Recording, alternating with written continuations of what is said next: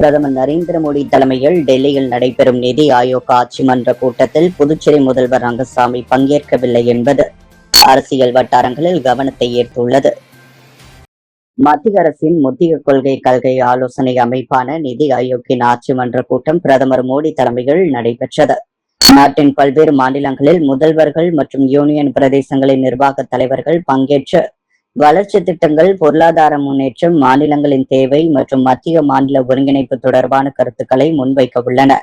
இதற்கிடையில் தேசிய ஜனநாயக கூட்டணி அரசு மத்தியில் ஆட்சி பொறுப்பேற்று 12 ஆண்டுகள் நிறைவு பெற்றதை முன்னிட்டு டெல்லி பாரத் மண்டபத்தில் நேற்று சிறப்பு கூட்டம் நடைபெற்றது.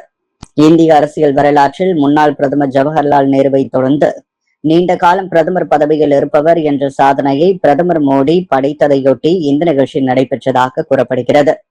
கூட்டத்தில் தேசிய ஜனநாயக கூட்டணியில் இடம்பெற்றுள்ள அனைத்து கட்சிகளின் தலைவர்கள், மாநில முதல்வர்கள் மற்றும் முக்கிய நிர்வாகிகள் பங்கேற்க அழைக்கப்பட்டிருந்தனர். புதுவையில் தேசிய ஜனநாயக கூட்டணியின் தலைவராக உள்ள முதல்வர் ரங்கசாமிக்கு அழைப்பு விடுக்கப்பட்டிருந்ததாக தகவல்கள் தெரிவிக்கின்றன. ஆனால் டெல்லியில் நேற்று நடைபெற்ற தேசிய ஜனநாயக கூட்டணி கூட்டத்திலும் முதல்வர் ரங்கசாமி பங்கேற்கவில்லை. அதைத் தொடர்ந்து இன்று நடைபெறும் நிதி ஆயோக் கூட்டத்திற்கும் அவர் செல்லாதது அரசியல் வட்டாரங்களில் பல்வேறு கேள்விகளை எழுப்பியுள்ளது. முதல்வர் ரங்கசாமி கடந்த காலங்களிலும் தேசிய ஜனநாயக கூட்டணி மற்றும் மத்திய அரசின் சில முக்கிய நிகழ்வுகளில் நேரடியாக பங்கேற்காமல் இருந்த சம்பவம் இடம்பெற்றுள்ளன. இந்த நிலையில் தொடர்ச்சியாக முக்கிய கூட்டங்களில் அவர் பங்கேற்காதது குறித்து அரசியல் கட்சிகள் மற்றும் பொதுமக்கள் மத்தியில் விவாதங்கள் எழுந்துள்ளது. உலக சுற்றுச்சூழல் தினத்தை முன்னிட்டு புதுச்சேரி நகராட்சி சார்பில் உருளையன்பேட்டை தொகுதிக்குட்பட்ட கோவிந்த சாலை மற்றும் அதனை சுற்றியுள்ள பகுதிகளில் சிறப்பு தூய்மை பணி மேற்கொள்ளப்பட்டு மொத்தம் 8 டன் அளவிலான குப்பைகள் மற்றும் கழிவுகள் அகற்றப்பட்டன. ஒவ்வொரு ஆண்டும் ஜூன் 5ஆம் தேதி உலக சுற்றுச்சூழல் தினம் அனுசரிக்கப்படுகிறது. இயற்கை வளங்களை பாதுகாத்து தூய்மையான சுற்றுச்சூழலை அடுத்த தலைமுறைக்கு வழங்குவது அனைவரின் பொறுப்பு என்பதை வலியுறுத்தும் வகையில் புதுச்சேரி நகராட்சி இந்த சிறப்பு துப்புரவு நடவடிக்கையை மேற்கொண்டது. கோவிந்த சாலை, பிரதான சாலை, அதனை சுற்றியுள்ள தெருக்களில் நீண்ட நாட்களாக குவிந்து கிடந்த பழைய இரும்பு பொருட்கள், பயன்பாடற்ற இருசக்கர வாகனங்கள், பழுதடைந்த தொலைக்காட்சி பெட்டிகள், மரச்சாமான்கள், வீட்டு உபயோகப் பொருட்கள், கட்டிட இடிபாடுகள், அழுக்குமண் உள்ளிட்ட கழிவுகள் அகற்றப்பட்டது. சிறப்பு தூய்மை பணியை புதுச்சேரி நகராட்சி ஆணையர் ஸ்ரீஜித் துவக்கி வைத்தார். இந்நிகழ்ச்சியில் செயற்பொறியாளர் ஸ்ரீபாலன், நகராட்சி சுகாதார அதிகாரி ஆர்த்தி, வருவாய் பிரிவு அதிகாரி பிரபாகரன், உதவி வருவாய் அதிகாரி பரமேஸ்வரன், பழனிராஜா, இளநிலை பொறியாளர் சாம்பசிவம், கிருஷ்ணமூர்த்தி, சுகாதார ஆய்வாளர் லட்சுமணன், சுகாதார மேற்பார்வையாளர், பொறியியல் மற்றும் வருவாய் பிரிவு ஊழியர்கள், கிரீன் வாரியன் நிறுவனர் நிர்வாகிகள் உள்ளிட்டோர் கலந்து கொண்டனர். தூய்மை பணியின் போது சேகரிக்கப்பட்ட கழிவுகளில் 5 டன் கட்டிட கழிவுகள், 2 டன் அழுக்குமண் மற்றும் 1 டன் மக்கும் மற்றும் மக்காத குப்பைகள் அடங்கும். இவை அனைத்தும் தரம் பிரிக்கப்பட்டு பலமீட்டு பூங்காவிற்கு அனுப்பி வைக்கப்பட்டதாக அதிகாரிகள் தெரிவித்தனர். மேலும் இந்த சிறப்பு துப்புரவு நடவடிக்கையில் புதுச்சேரி நகராட்சி மற்றும் கிரீன் வாரியர் நிறுவனத்தை சேர்ந்த சுமார் 100 ஊழியர்கள் பங்கேற்று தீவிரமாக பணியாற்றினர். புதுச்சேரி கதிர்காமத்தில் நெல்லை சாந்தியின் புதிய கிளை இனிப்பகத்தை முதலமைச்சர் ரங்கசாமி திறந்து வைத்தார். புதுச்சேரி வழுதாவூர் சாலை கதிர்காமத்தில் நெல்லை சாந்தி இனிப்பகம் மற்றும் அடுமனை என்கின்ற புதிய கிளை திறப்பு விழா நடைபெற்றது. முதலமைச்சர் ரங்கசாமி சிறப்பு விருந்தினராக கலந்து கொண்டு ரிப்பன் வெட்டி குத்து விளக்கேற்றி புதிய கிளையை துவக்கி வைத்தார். இந்நிகழ்ச்சி என்ஆர் காங்கிரஸ் பொதுச் செயலாளர் NSA ஜெயபால், கதிர்காமம் தொகுதி சட்டமன்ற உறுப்பினர் அழகை என்ற அழகானந்தம், இந்திரா நகர் தொகுதி சட்டமன்ற உறுப்பினர் AKT ஆறுமுகம், முன்னாள் சட்டமன்ற உறுப்பினர் KSP ரமேஷ், வணிகர் கூட்டமைப்பு பெருந்தலைவரும் முன்னாள் சட்டமன்ற உறுப்பினருமான சிவசங்கர், BNI எக்ஸிகியூட்டிவ் இயக்குநர் இளங்கோ, புதுச்சேரி வணிகர் கூட்டமைப்பு தலைவர் பாபு, புதுச்சேரி வணிகர் கூட்டமைப்பு பொதுச் செயலாளர் முருகபாண்டியன், சாந்தி பேக்கரி வேலூரை சேர்ந்த பெருமாள் மற்றும் இயக்குநர் ராஜ் உள்ளிட்ட பலர் கலந்து கொண்டனர். திறப்பு விழாவையொட்டி சலுகை விலையில் இனிப்புகள் விற்பனை செய்யப்பட்டது.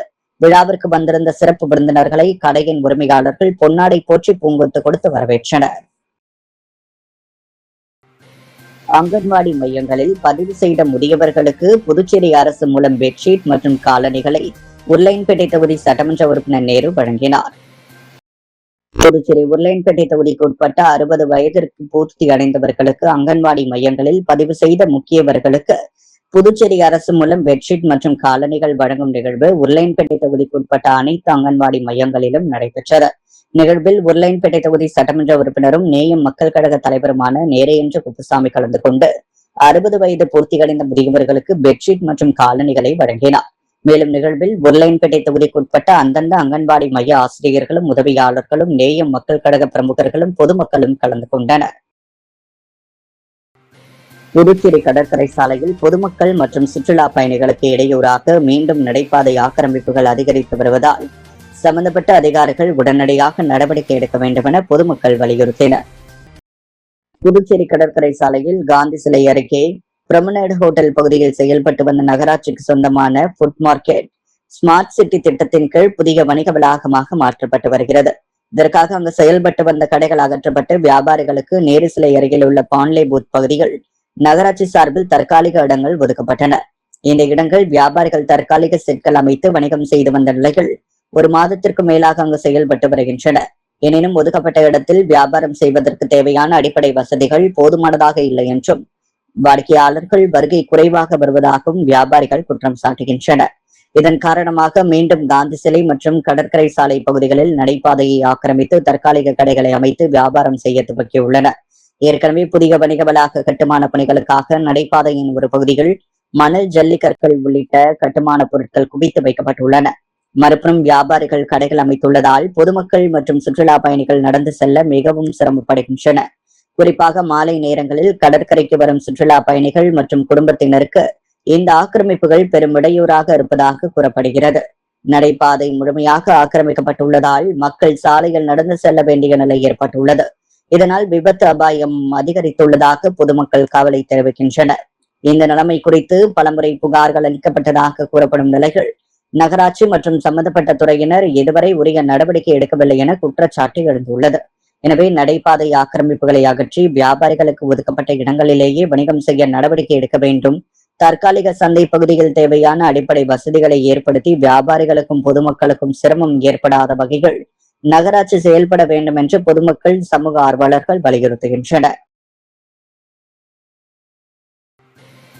ஊசூர் சட்டமன்ற தொகுதிக்கு உட்பட்ட ராமநாதபுரம் பேட் அதனை சார்ந்த பகுதி மக்களின் குடிநீர் பற்றாக்குறையை போக்க ஆழ்துளை கிணறு அமைக்கும் பணிகளுக்கான பூமி பூஜை விழா சட்டமன்ற உறுப்பினர் கார்த்திகேயன் தலைமையில் நடைபெற்றது. புதுவை வில்லியனூர் கொம்யூன் ஊசூர் சட்டமன்ற தொகுதிக்குட்பட்ட ராமநாதபுரம் பேட்டில் தற்போது நிலவி வரும் குடிநீர் பற்றாக்குறையை போக்க சமுதாய கூட வளாகத்தில் பொதுப்பணித்துறை மூலம் புதிய ஆழ்துளை கிணறு அமைத்தல், அதனை சார்ந்த பணிகள் 12,50,000 ரூபாய் திட்ட மதிப்பீட்டில் ஊசூர் தொகுதி சட்டமன்ற உறுப்பினர் கார்த்திகேயன் தலைமையில் பூமி பூஜை செய்து பணிகள் துவக்கி வைக்கப்பட்டது. நிகழ்ச்சியில் பொதுப்பணித்துறை தலைமை பொறியாளர் வீரசெல்வம், கண்காணிப்பு பொறியாளர் சுந்தரமூர்த்தி, பொது சுகாதார கோட்ட செயற் பொறியாளர் சுந்தரி, கிராம குடிநீர் திட்ட உதவி பொறியாளர் சிவானந்தம், இளநிலை பொறியாளர் கார்த்திக், வில்லியனூர் கொம்யூன் பஞ்சாயத்து ஆணையர் பிரபாகர், உதவி பொறியாளர் சத்தியநாராயணன், இளநிலை பொறியாளர் பிரதீப் குமார் மற்றும் ஒரு பொதுமக்கள் பலர் கலந்து கொண்டனர். டெல்லியில் பிரதமர் நரேந்திர மோடி தலைமையில் நடைபெற்ற நிதி ஆயோக் ஆட்சி மன்ற கூட்டத்தில் முதல்வர் ரங்கசாமி பங்கேற்காதது புதுச்சேரி மக்களின் நலனுக்கு எதிரான செயலாகும் என்றும் மாநில வளர்ச்சிக்கான முக்கிய வாய்ப்பை அவர் தவறவிட்டுள்ளார் என்றும் முன்னாள் முதல்வர் நாராயணசாமி கடுமையாக விமர்சித்துள்ளார். இது தொடர்பாக அவர் வெளியிட்டுள்ள பதிவில், பிரதமர் மோடி தலைமையில் டெல்லியில் நடைபெற்ற நிதி ஆயோக் கூட்டத்தில் இந்தியாவின் அனைத்து மாநில முதல்வர்களும் பங்கேற்று தங்களது மாநிலங்களின் வளர்ச்சி தேவைகள், நிதி ஒதுக்கீடுகள், புதிய திட்டங்கள் குறித்து மத்திய அரசின் கவனத்திற்கு கொண்டு சென்றுள்ளனர். மிகவும் முக்கியத்துவம் வாய்ந்த இந்த கூட்டத்தில் புதுச்சேரி சார்பில் முதல்வர் ரங்கசாமி பங்கேற்று மாநில அந்தஸ்து வழங்குவது, நிதிக்குழு ஒதுக்கீட்டில் புதுச்சேரியை இணைப்பது, மத்திய அரசிடம் உள்ள கடன்களை தள்ளுபடி செய்வது, சிறப்பு நிதி வழங்குவது உள்ளிட்ட முக்கிய கோரிக்கைகளை வலியுறுத்தி இருக்க வேண்டும். ஆனால் முதல்வர் ரங்கசாமி இந்த கூட்டத்தில் பங்கேற்கவில்லை. இதற்கு அரசியல் காரணங்கள் இருக்கலாம். என்ஆர் காங்கிரஸ் மற்றும் பாஜக இடையே ஏற்பட்டுள்ள கருத்து வேறுபாடுகள் காரணமாக அவர் டெல்லி செல்லவில்லை என தெரிவித்துள்ளார். மேலும் ரங்கசாமி தொடர்ந்து மாநில அந்தஸ்து கோரிக்கையை முன்வைத்து வருவதாகவும் மத்திய அரசு இதுவரை அந்த கோரிக்கையை ஏற்கவில்லை எனவும் நிதி ஆயோக் போன்ற உயர்மட்ட கூட்டங்களில் நேரடியாக பங்கேற்று பிரதமரிடம் மாநில அந்தஸ்து கோரிக்கையை வலியுறுத்துவதன் மூலம் அழுத்தம் கொடுக்க வாய்ப்பு இருந்தது. முதல்வர் அதை தவறவிட்டதாக பங்கேற்றுள்ளார். தொடர்பாக அரசியல் வட்டாரங்களில் பல்வேறு விவாதங்கள் எழுந்துள்ள நிலையில் நாராயணசாமியின் இந்த விமர்சனம் புதுச்சேரி அரசியலில் புதிய பரபரப்பை ஏற்படுத்தியுள்ளது. ரோட்டரி கிளப் பாண்டிச்சேரி போர்ட் மற்றும் மகாத்மா காந்தி மருத்துவக் கல்லூரி மற்றும் ஆராய்ச்சி நிறுவனம் இணைந்து நடத்திய முன்னணி பணியாளர்களுக்கான இலவச மருத்துவ முகாம் நடைபெற்றது. Rotary Club of Pondicherry Port மற்றும் மகாத்மா காந்தி மருத்துவக் கல்லூரி ஆராய்ச்சி நிறுவனம் இணைந்து நடத்திய முன்னணி பணியாளர்களுக்கு இலவச மருத்துவ முகாம் புதுச்சேரி லாஸ்பேட்டை சமுதாய நலக்கூடத்தில் நடைபெற்றது. முன்னணி பணியாளர்கள் 200 பேர் இந்த மருத்துவ முகாமில் கலந்து கொண்டு பயன்பெற்றனர். இந்நிகழ்ச்சியின் சிறப்பு விருந்தினர்களாக மாவட்ட ஆளுநர் ஆர்டிஎன் லியோன் மற்றும் துணை ஆளுநர் ஆர்டிஎன் அருண் தீபாயின்டான் கலந்து கொண்டனர். இலவச மருத்துவ முகாம் நிகழ்ச்சியை ரோட்டரி கிளப் பாண்டிச்சேரி போர்ட்டின் தலைவர் சையத், செயலாளர் முரளி மற்றும் பொருளாளர் கார்த்திகேயன் ஆகியோருடன் சங்க உறுப்பினர்களும் இணைந்து நடத்தினர்.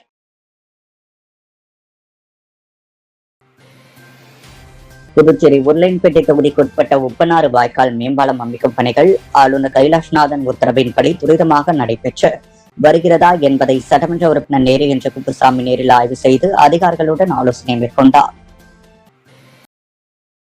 உப்பனாறு வாய்க்காலின் அருகே புதிய மேம்பாலம் அமைக்கும் திட்டப் பணிகளை விரைவுபடுத்தும் நோக்கில் கடந்த வாரம் புதுச்சேரி ஆளுநர் கைலாஷ்நாதன் நேரில் ஆய்வு மேற்கொண்டார். அப்போது பணிகளை துரிதப்படுத்தி பொதுமக்களுக்கு இடையூறு ஏற்படாத வகையில் விரைந்து முடிக்க அதிகாரிகளுக்கு உத்தரவிட்டார்.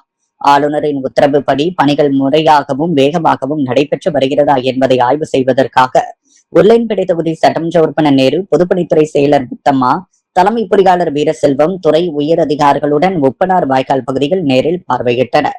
ஆய்வின் போது பல பணிகளுக்கான வாய்க்காலில் கொட்டப்பட்டுள்ள மண்ணை அகற்றும் பணிகள், வாய்க்காலின் அடிப்பகுதியில் தேங்கியுள்ள சேற்றை அகற்றி ஆழப்படுத்தும் நடவடிக்கைகள், மழைக்காலங்களில் மழைநீர் தடையின்றி செல்லும் வகையில் வாய்க்கால் கரையோரங்களில் வளர்ந்துள்ள செடி கொடிகள் மற்றும் குப்பைகளை அகற்றும் பணிகள் குறித்து அதிகாரிகளிடம் விரிவாக கேட்டறிந்தார். மழைக்காலம் நெருங்கி வருவதால் நீரோட்டம் பாதிக்கப்படாத வகையில் முன்னெச்சரிக்கை நடவடிக்கைகளை விரைந்து மேற்கொள்ள வேண்டும் என்றும், பணிகளின் தரம், காலக்கெடுவை உறுதி செய்ய அதிகாரிகள் தொடர்ந்து கண்காணிக்க வேண்டும் என்றும் சட்டமன்ற உறுப்பினர் நேரு வலியுறுத்துவதாக கூறப்படுகிறது. பிரதமர் மோடியின் 12 ஆண்டு ஆட்சி சாதனையை முன்னிட்டு முதலியார்பேட்டையில் சிறப்பு வழிபாடு மற்றும் அன்னதானம் நடைபெற்றது.